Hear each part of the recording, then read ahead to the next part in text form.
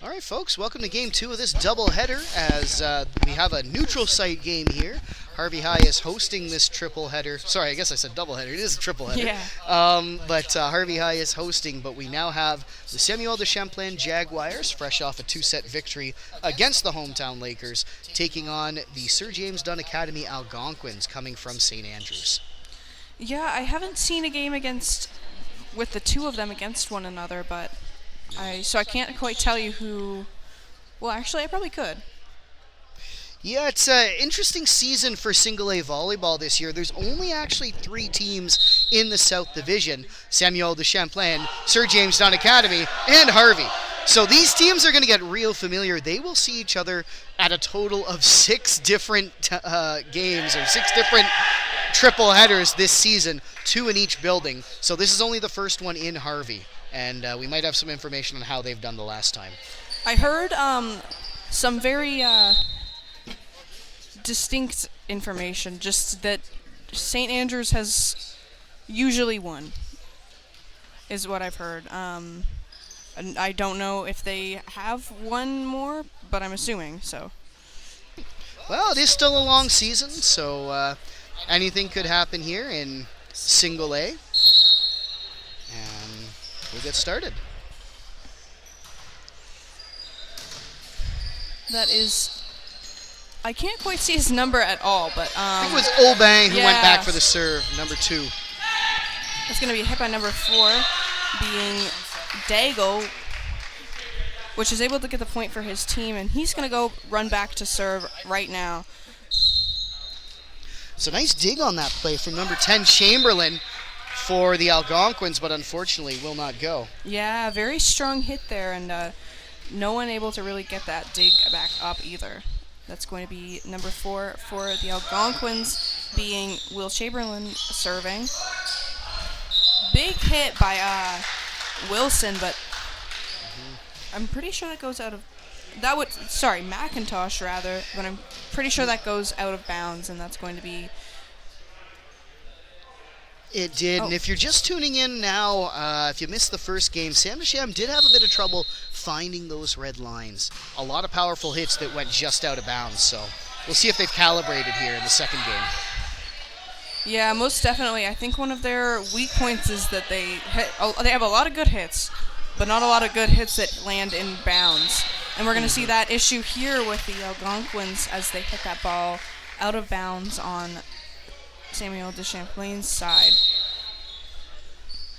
Number 12, this is Alex Wilson this time, going up to serve. Number 10 receiving. And he, being Taylor, will hit back over. Daigle on the big hit, but... I believe that's over the net. Yeah, Steve O'Rourke, our referee, making that call with the hand kind of coming over where the net would be. Yeah. And I think it might have been out of bounds as well. That's going to be number 5 serving Washington. Big hit from number 7. Chamberlain to receive, and Taylor to hit back over. But there's going to be a call there, and it's going to be the double Jaguars. Hit from the look of O'Rourke. I'm not sure who was the guilty party. I think it was whoever hit the second hit. It's very hard for me to follow a volleyball. Yep. Big serve from Chamberlain. Or nice work there. Sam Desham will get the point, and some good lateral movement in the back row by number 11, Sam McIntosh. That was a very low hit there, and that was strong and able to get over well. 13, Gabe Powell with a gigantic spike. We've seen him do a few of those in their last game against Harvey, and both teams so far seem to be pretty evenly matched. Here's another issue that we've seen with Samuel de Champlain, where they hit the ball just so far out of bounds. Yeah, just really having trouble finding that back red line. And yeah. It is still relatively early in the senior boys season. So it might be something they'll look to address as things go on. Yeah. Powell having no trouble hitting that ball into bounds, though. So, with his last 2 huge hits in this game. It's going to be Lajoie who hit that one.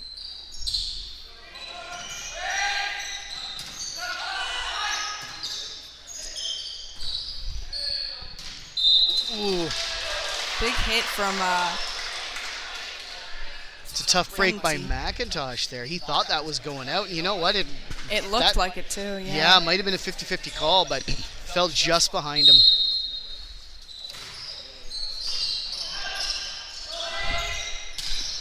Powell to hit back over, and then that's going to be number 10, Taylor, to return it.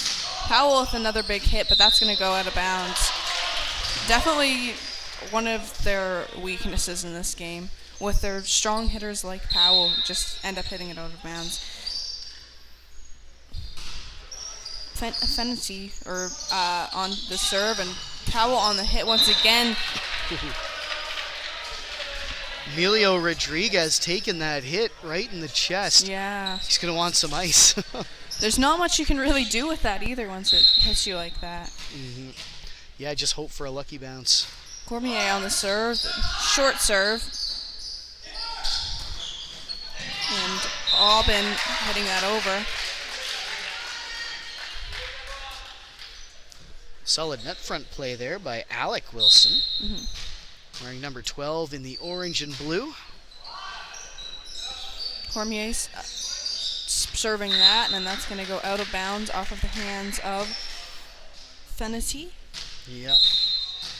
Yeah, he was one of their kind of setters. Tried to sneak it over on the second hit, but unsuccessful. Fenty going for another dive there, but he's was just a good not able hit. to really land it, and no one's there to get that one back up, because I believe that was the second hit there. It was. He got So, under it well, yeah. and if there was a bit more power on the hit, it could have been a playable ball. Definitely, yeah. Oh. Bit of a miscommunication there as Yeah. Alexander Daigle, number 4, the setter, had to come from pretty far away. Gabe Powell was closer, but kind of wanted to let his setter hit that, and led to a bit of confusion. Yeah. Taylor with that serve there, and that's going to be number 0, Xavier Lavigne.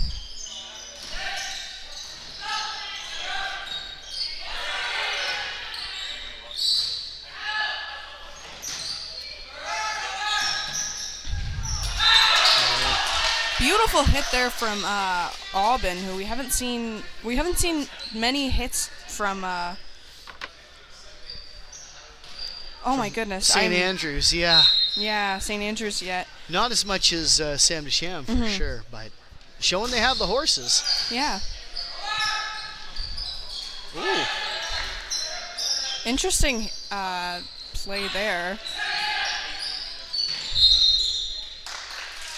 Well, double hit for Samuel de Champlain, but there was nice work to keep the volley alive by William Lajoie, number 7. You see a lot of the Harvey players. I know some of the ones who like to use their feet, Marcos Herrero and Finn Vautour on the JV team. They're usually the really strong soccer players, so I wonder if Lajoie's got some soccer playing in him as well. Yeah, I would assume that a lot of the volleyball players, I haven't met many boys volleyball players that exclusively play that. So I would assume that they do play some sports otherwise, and soccer would probably be a pretty... It would make sense, Yeah. and you don't like to stereotype, but a lot of those francophone schools, they do like to put a lot of effort into their soccer. They tend to dominate the single A division often. Definitely, yeah. So timeout called here by head coach Jetina Richard Babin, rather. Sorry, that's my writing is a little hard to read. We'll see what she and assistant coach Simon Poulain are drawing up for their Jaguars. On the other side of the court, it is head coach Claire Neufeld and assistant coach Charlotte Bartlett, who are just sending their boys back onto the court. Should also shout out our minor officials. Big thanks to Ali Sirwa, who's been working the in-house scoreboard, as well as Violet McDonald, keeping things up to date on the very new scoring iPad. It's not a score sheet anymore at the senior level. Nice serve there from Taylor. And a giant hit from Gabe Powell right off of the heads of one of the head and the shoulders, and it looked like he was everything. bowling. He hit 2 or 3 players right in a straight line as that went out. And that's going to be him up to serve here. This could be dangerous for St. Andrews. He hits that a little bit lighter, and no one really knows what to do with it, though. No. Still, even his light hits, they're very precise. Yeah, now I'm only about 90% sure, but I believe Gabe Powell was an NBIA All-Star for his basketball team this past season. Samuel de Champlain did make the Final 12 in Harbor Station, falling to the eventual champions, the John Caldwell Golden... was it John Caldwell who won? I believe it was.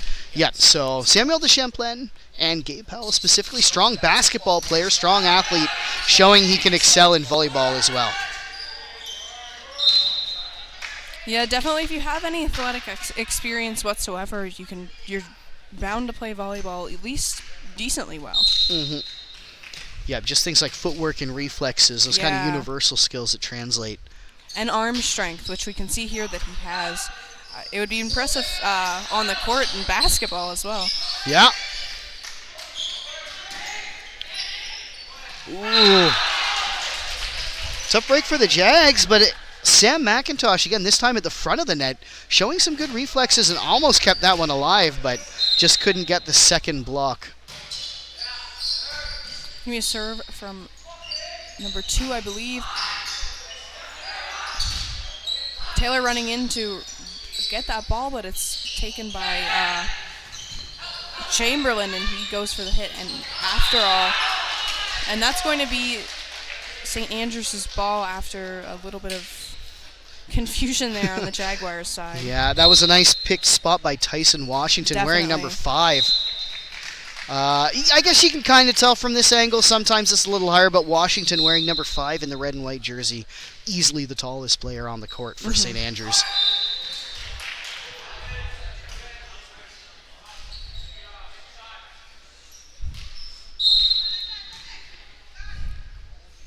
Chamberlain up to serve now. Oh. With Joie sending that right over. Yeah, we saw that happen a couple times in the Harvey games. Both Lejoie and number 4, Alexander Daigle, the primary setters for Samuel de Champlain, they tend to pick their times really well to send it over on the second hit, which is something that teams aren't always used for. And I believe when they were playing Harvey, at least, it connected every time. Yeah.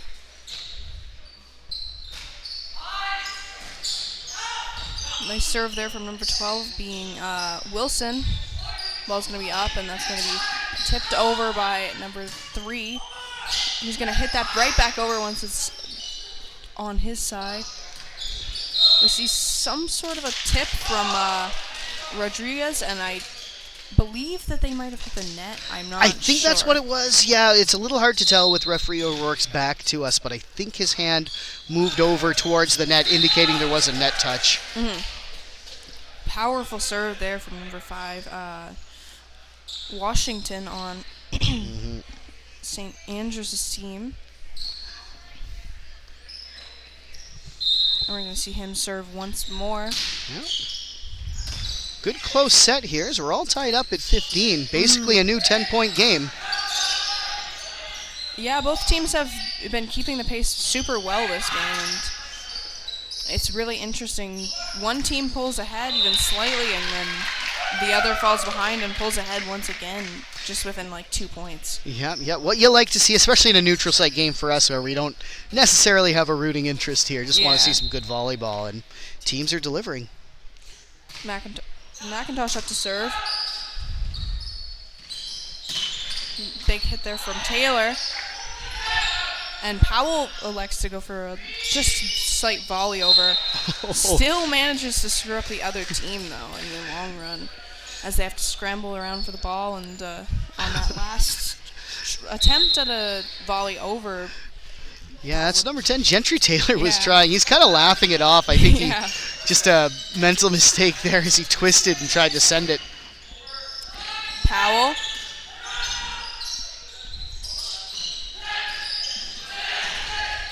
The ball Oh, just goes all around.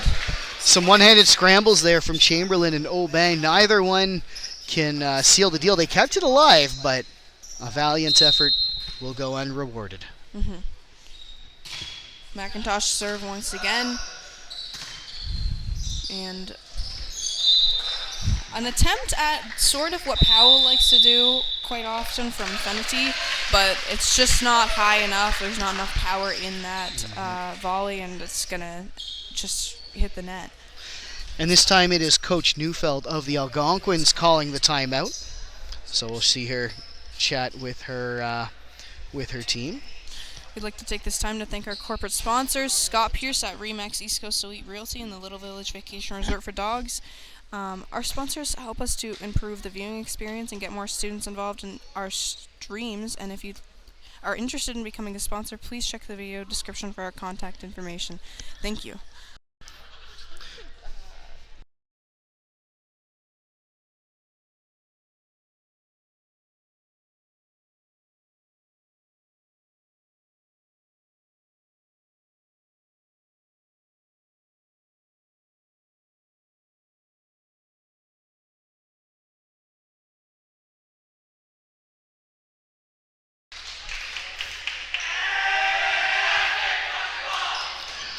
All right, both teams coming back now. It's still a very tight game, but Sam Desham in the driver's seat as they lead by 4. It's McIntosh back to serve. Washington receiving, and that's Gentry Taylor. Attempt to send it over, but he finds the top of the net. So coming out of the timeout, it is Sam Desham, not the team that called it, but they do score first. And that service from McIntosh will catch the top of the net, so teams trading points now as Emilio Rodriguez, wearing number 6, serves it over. Oh, Aubin and Lejoie going head-to-head at the top of the net, but it's Sam Desham who gets the final say. Really interesting play there from both teams, and especially good staying up that long on Lejoie's part to be able to tip that ball right back over as soon as it was blocked. That hang time is very impressive. That was really impressive. Plus mental capacity as well, kind to be able of staying to focused. Just focus enough for that is impressive. Ball catches Tyson Washington a little high, which is tough because guy's got to be at least 6'3", 6'4". But that's a good service from Lejoie. He goes back, and Sam Desham definitely in the driver's seat now. Aubin over to Fenity, who looks to send it. Third hit from way back in the far end of the court. Those are always tough angles to get. So it's set point now for Samuel de Champlain. No, that's correct. Set point for Samuel de Champlain. The Algonquins stay alive, however. And it's Bryson Fenity. He's going to need to go on a run to keep his team alive in this set. Powell sending it directly. Nice dig by Rodriguez, but it's a campfire ball. And that's a tough way to lose the set, but That's definitely not the way you want to go out. I always hate to see that. Something like a misfired serve or And Algonquins, a little confusion, but they eventually do go to the bench, grab their things. They're going to move over to the other bench. Samuel de Champlain, this is will be their 4th set in a row now, as they won the first 2 against the Lakers, 25-19, 21-20, 25-21. This one now 25-16. 17 rather. Thank you, Tony Kramer, on scoreboard. And now they get ready for their 4th. They're definitely playing like it's their first still. They're fresh. They're able to keep the pace up, and even when they fall behind, they're able to pull back ahead. Yeah, one thing they're doing well is the use of the libero. They've got 2 of them dressed today. Number 1, Gian Adona, and the one we saw during this set was number 0, Xavier Levin. They both have more blue jerseys, kind of predominantly blue with the orange numbers. Although they are pretty close if you're looking at it. It's hard, it's not immediately obvious. Yeah, I had to closely look, and I was like, wait, that's sort of different. I don't know if they Yep. just have like a few players that are just wearing different jerseys. Some of the ones were in the wash, yeah. But no, I do believe that would be their libros. It's really a cool jersey, though. Yep, and it's been a good way to kind of spell players off and make sure no one's getting too tired. Kind of keep bodies fresh. It doesn't look like the Algonquins have anyone in a different jersey, so I'm going to say for now I don't think they have a libero. And I haven't seen them do really any substitutions whatsoever either. No, which is interesting. They've got to play this game and then immediately afterwards play the somewhat rested Harvey Lakers. So asset management or load management, I guess they call it in the micro sense, could be an important factor. Yeah, I think they definitely, if they want to be able to keep the pace up when they play the Lakers, they should probably rest some of their players that are on the court the most. I expect to see a different rotation of players coming out here. They do have a long bench, and I have seen them do substitutions. I've only really seen their games against Harvey where they do a few substitutions, but I don't think they're big on that. I think they do prefer to play their starting lineup. Is interesting in that way. Like some coaches have very different philosophies. Some love to just roll with a 6-person lineup and no libero, no substitutions in game unless absolutely necessary due to injury. It's just keep that 6-person unit out there. Other coaches, they do like to swap players in and out, and we saw with the Lakers, Coach Poirier was mixing it up a little bit with the lineup. It'll be interesting to see what coaches Neufeld and Bartlett do with their boys. Take a time too to shout out the folks working up here behind the scenes to make the stream possible. Big thanks to Tony Kramer, who is working our scoreboard, and Ashton Little and Kevin Scheffers-Roy are double teaming the the console position. I think Kevin's getting a little lesson on using the replay camera. Not sure if we've been able to integrate it much, but sounds like we have. So, yep. Thanks to Ashton and Kevin for making that all work. And thanks to you as well, Cecilia. Thanks to you as well, and thanks to the minor officials as well, Violet McDonald on the score pad. Score pad, I guess you call it. Yeah, I'm going to have to change that on our sheet. It's no longer a scoreboard, it's a score pad. Yeah. Or, well, a score sheet, rather. It's a score pad. And very interesting. Yeah. I'll have to ask Violet how she feels about it, but it seems... It probably could take some getting used to, I would assume. If I remember correctly, the score sheet was a fairly complicated piece of paper there. It's a very large piece of paper. There's lots of boxes to fill in. And the iPad, in theory, technology should make it go smoother. It looks a little bit like, if anything, it just looks a little bit more simplified, is what I've noticed. But I can't quite tell. And also, thank you to Ali Sirwa, who's running the scoreboard. Very nice to see a volleyball game where they actually use their scoreboard, and I don't have to squint. They haven't done that in past years, but this year they've got the in-house scoreboard working, so might as well use it. Although the middle school games the other night, they were using the flip chart, the old which. You got to do what you got to do as we get the lineup here. Looks like it will be Adona, who is the libero this time, wearing number 1. He's going to swap in right away, and number 3, Orlando Cormier, will grab a break. Sam Desham serve first. They won the first set by a score of 25-19, so a victory here makes them a perfect 4 for 4 in this triple header.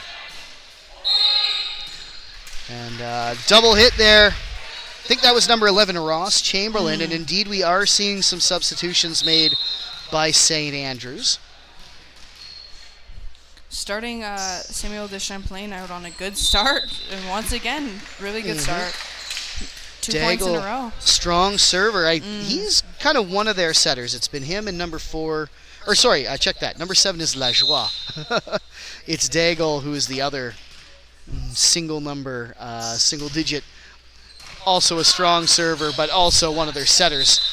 And that time it was actually Daigle providing the net front defense. Strong hit there. Not really the St. Andrews team not really able to pick that one up. No, not ready for it as Sam Desham out to an early lead. This one directed out of bounds by, I believe that was Owen Hamilton in the back row. Having trouble with these strong serves. This is a very good break for Sam Deschamps, and if he can keep this up, then it'll definitely start them out on the right foot, really. Ooh, just snuck over. Nice work by Will Chamberlain, but it is, they'll actually get their first point now as Sam Deschamps directs that hit out of bounds. And it's the same Will Chamberlain who is back to serve first.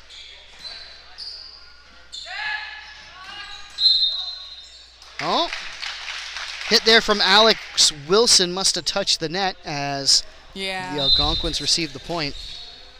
I think he hit like his knee or something into the net as well. He jumped up pretty high, so you have to be careful. That's the thing. You always think about the top of the net, but I guess you do have to be careful about the bottom as well. Yeah. As Adona gets too close to the front of the rotation, he'll swap out for number 3, Cormier. And the Algonquins get another point. So just like we had at the beginning of the last set, neither team getting too far away as they've eaten into most of the Sam Deschamps lead. Daigle over to number 11, McIntosh, kept alive for a moment by Cormier, but that's some good net front play from number 3, Owen Hamilton. His first action of the afternoon. And here's number 15, Elijah House with the second serve. This one will not go. And just figuring out the rotation there, but it's McIntosh who has the first serve. That one slides under the net. Point will go to the Algonquins. 5-6 now. Powell receives to Daigle. Powell started to wind up, but elected to volley it over. Played at the front of the net from the Algonquins. Nice play from the back row. That's Ross Chamberlain trying to send it over. Yeah, there were a couple brothers. It looks like we got 2 Chamberlains. We only have one, I guess only one Smith. Maybe it's just one set of brothers. Yeah, there's a Sim who looks pretty close to a Smith, but... Yeah, no, they're not quite the same. I guess we shouldn't necessarily say brothers. Might be cousins or could be. No relation whatsoever. Powell attempts to send it over, but can't quite clear the top of the net. So Algonquins happy to take the point there, and now we're all tied up, 7 apiece. And it's number 7 back to serve, Bryson Fennedy. Had some good digs in the first set. A solid service there as well. Nice movement by McIntosh to keep it alive, but the third hit from the back row. Daigle knew he had to hit it hard to make it over, but got the angle wrong, sent it into the ceiling. Yeah, almost what we saw with the Algonquins when they they had to get it over, but they ended up hitting it too hard and just out of bounds. That's the tricky thing with just when hits go wrong and sets go wrong, and you have to just basically get it over as best you can. Oh, real nice dig by Fennedy there. And at the front of the net, it's number 9, Sava Kostrikan. And he's going to send that over on the Jaguars side. So St. Andrews will get the point. Service from Hamilton misfires. And now over to Gabe Powell. Saw some strong serves from him in the first set from the other side of the court. Let's see how he does in set number 2. And it might be that commentator's curse there, as that one goes wide out. I believe Powell, a lot of these Sam Deschamps guys actually play in their 4th consecutive set, as we mentioned. They do use their libero well, but that only goes so far, as there might be some fatigue starting to set in for some of the Sam Deschamps boys now. Yeah, that could be detrimental to them, especially if they end up going into a 3rd set. Ooh, serve fielded by Hamilton, but that'll go out of bounds, so I believe that's number 7, Lajoie, back to serve, and we are all the way around the service order. Still fairly low scoring for having made it all the way around. Yeah, definitely super back and forth. one team gets a point or goes on a really long spree of points, but yeah, then it goes to show how evenly matched they are. Yeah, they're very evenly matched. Actually, I'm surprised that Samuel de Champlain was able to pull so far ahead in the last set that we saw from them, with it being 16 to 25. That was, or 17 to 25 rather.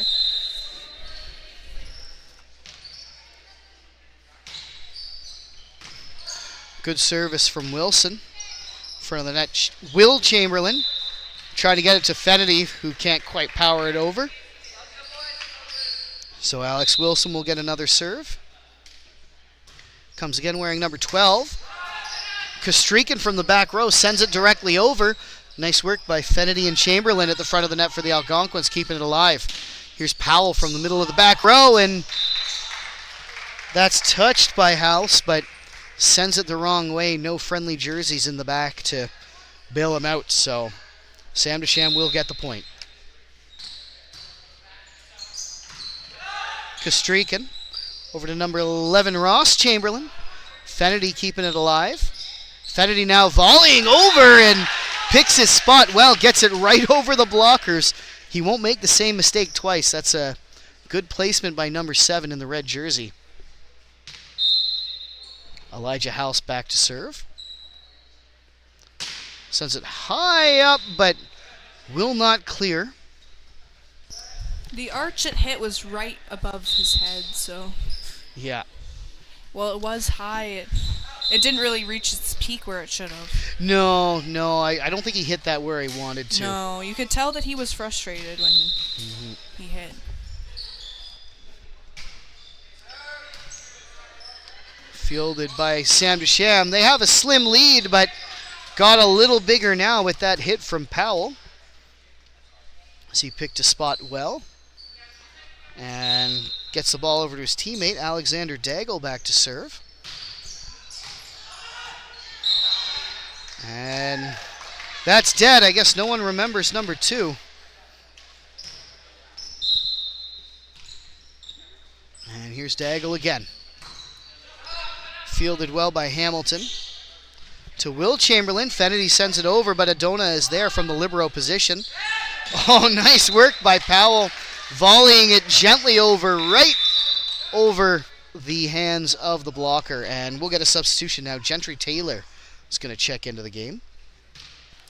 Just like how we saw them do at the start, Sam Desham seems to be taking off on a bit of a lead, with the score being 18-13 in their favor. Yep. And a couple of substitutions now is looks like both Gentry Taylor and Caleb McPhee are in. Number 4, Will Chamberlain, and number 15, Elijah House, grabbing a breather. Ooh. Fielded at the front of the net, but the second hit went way back. Fennedy couldn't get there in time at a good angle to send it over. One-handed. That's Taylor trying to play it. He does get it over, but it falls out of bounds, so Sam Desham really in the driver's seat now. Fennedy to number 10, Taylor, sends it over the defender. Sam Desham looking cross court was Lajoie. And now big hit to the corner. Owen Hamilton. Good discipline by the Jaguars to let that go out of bounds. Jump serve attempt from Daigle hits the net. So Algonquins with a bit of reprieve. They need a big run to get back into this thing as we're nearing the end stages of this set. Adona, Lajoie, and Powell finishing it off. I'm sure they do that in practice quite a bit. Libero with the first pass, setter with the second, and power hitter to finish it. You could tell that one they practiced quite a bit. Good service from Cormier. And campfire ball, if the Jags have a weakness, I think that's been one of them. There have been quite a few miscommunications and just mental mistakes, giving up points. It hasn't quite bitten them yet. They've won every set, but still giving up more points than they'd like to. Like we saw just there. Definitely a point that they could have got, but just unable to get it set up right, which is with them both with when they miss or just let balls fall to the ground, but as well as when they don't set up correctly, that's how they've lost their points, I believe. Really nice matrix move there by Owen Hamilton, ducking out of the way to let that ball roll out of bounds. That was a pretty impressive call, too. I thought that was falling in, but Hamilton watching it, backpedaling, and able to duck back out of the way so that it didn't hit him on its way out of bounds. So, smart play by number 3 in the red jersey. Oh, Fennedy backing up, gets it over to McPhee, and McPhee sends a high one that falls just inside. So, Algonquins, they needed this. 19-22 now as they start to fight back into this thing. Powell looks cross court. McPhee gets a hand on it, but it's not enough. And it will be Jags' ball. This is the penultimate point. And on the hands of someone Jag fans are probably pretty happy to see serving. Number 13, Gabe Powell. First serve right in front of Hamilton. And now is match and set point here. Guys, you want to do this up? And here is Powell. Misfires, so Algonquins do have a shot now to get back into this. And it will be Sava Kostrikan who's going to need to go on a bit of a run here. Powell to Lajoie. Daigle sending it over. Fennedy is there. Second hit by Gentry Taylor sends it over directly. Bit of misdirection, and I don't know what happened there. Daigle came in for the hit, and Lajoie almost looked like he pushed him away accidentally. So again, mental mistake is letting this game last longer than it should, but now it is over. And again, tough way to lose it for St. Andrews is the misfired serve will be the 25th point. Yeah, that's hard on the player, too, that does end up hitting that out of bounds, because that can get in your head, especially if you have a game coming right up. It's a lot of pressure, yeah, and it's not entirely his fault, right? Because 24 other points got him there. Yeah. But thanks so much for tuning in. That will do it for Game 2. As Ashton Little goes down. Thanks to him for working console, and he'll get ready for the third game of this triple header. We look forward to bringing you that at 8 p.m. The Harvey Lakers taking on these Sir James Dunn Academy Algonquins. Big thanks to Tony Kramer as well, who is working our in-house scoreboard. He will also go down and join his team. Tony currently injured, but still will support them from the bench. And we'll do some final shout-outs. Big thanks to our corporate sponsors, Scott Pierce at Remax, East Coast Elite Realty, and the Little Village Vacation Resort for Dogs. Our sponsors help us to improve the viewing experience and get more students involved in these streams. If you're interested in becoming a sponsor, please check out the video description for our contact information. Big thanks as well to our minor officials down there, Ali Sirwa on the in-house scoreboard and Violet McDonald working the scoring iPad.